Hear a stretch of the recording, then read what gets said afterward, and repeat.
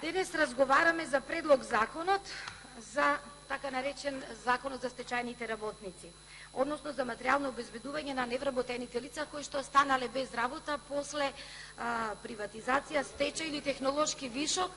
на предпријатија со доминантно државна собственост. Имено за подсетување на македонската јавност, ова законско решение беше направено обид да се реши далечната 2007 година по предлог на тогаш опозицијската Социјалдемократскиот сојуз на Македонија. Беше одбиено од ВМРО-ДПМНЕ како владеачко мнозинство во тој период, за да следната 2008 година предизборно беше донесен првиот закон за стечајците и заради условите кои што беа многу лимитирачки, само мал број на граѓани, 2481 стечај работник стекна право за материјален надоместок по основ на законот за стечајни работници. Втор обид за зголемување на опфатот на стечајни работници кои што ќе стекнат право за материјален надомест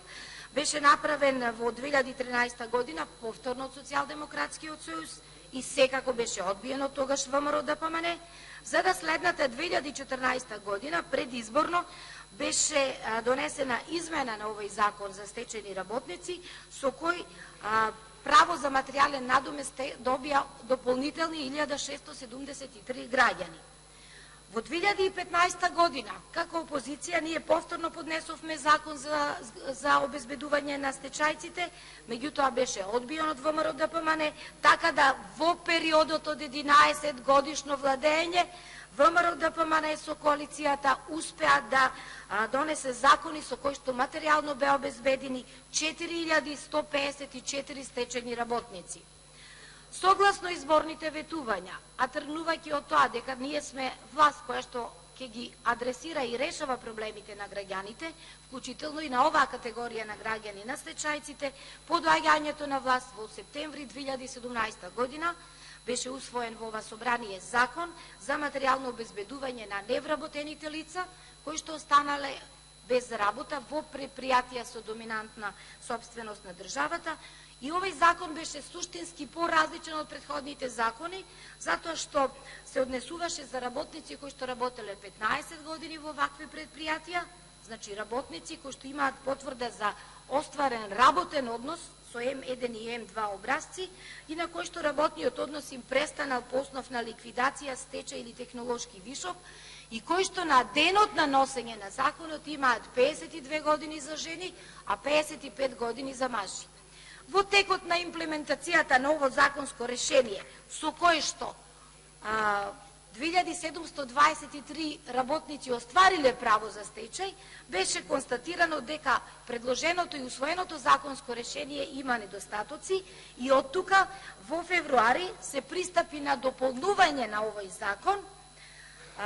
со цел да се прошири опфатот на работниците стечајци кои што ќе можат да го остварат ова право. Односно, во февруари беше донесено дополнување на законот со кое што беше предвидено да предпријатијата со доминантно државна собственост кои што се приватизирали и по приватизацијата го задржале својот матичен број, можат да го користат ова право за нивните работници. И втора измена, возраста на работникот која што треба да биде исполнета да не се однесува до моментот на носење на законот, туку до моментот на поднесување на барањето, односно до моментот на истекот на овој закон. Збирно, со овие две измени, заклучно со 21. август, 6498 стечени работници во период од нецела година оствариле право за материјален надоместок по основ на овој стечај, на овие услови. Тргнувајќи од фактот дека се уште има голем број на стечајни работници што не можат да го остварат ова право, иако ги исполнуваат сите услови, Министерството за труд и социјална политика врз основа на анализите подготви законско решение за измена кое што помина низ сите процедури во собрание, меѓутоа заради референдумот тие измени не беа изгласани и оттука се наметна потребата да ние како пратеници предложиме нов закон за стечајни работници според кој невработени лица што имаат право на материјален надомест по основ на стечај, ликвидација или технолошки вишок се следните. Ова го кажувам во интерес на македонските граѓани. Значи, лица кои што биле најмалку 15 години во работен однос во предпријатија со доминантно државна собственост, кое се утврдува со М1, М2 образци. Лица на кои работниот однос им престанал по основ на стечај, ликвидација или технолошки вишок во предпријатие со доминантна собственост на државата или на кое работниот однос им престанало во предпријатија со доминантна собственост на државата кои се приватизирале, меѓутоа го задржале својот единствен матичен број согласно со закон, лица кои што на денот на поднесување на барањето имаат 52 години за жени, односно 55 години за мажи, лица на кои што работниот однос им завршил до 30 јуни 2017 година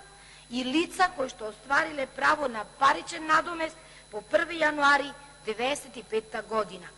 Со ова се отстранува условот да лица кои што после стекнувањето на право за материјален надомест биле вработени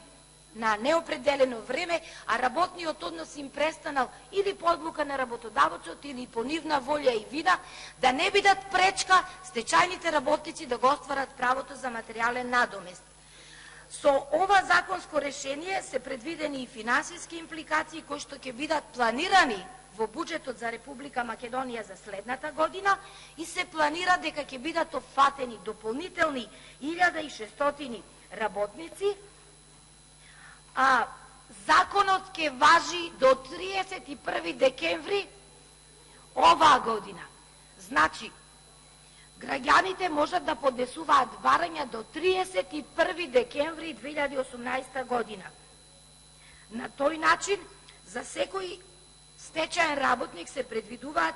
8953 денари, односно буџетот на Република Македонија предвидува 171 милион 887 илјади денари за исполнување на оваа обврска према стечајните работници.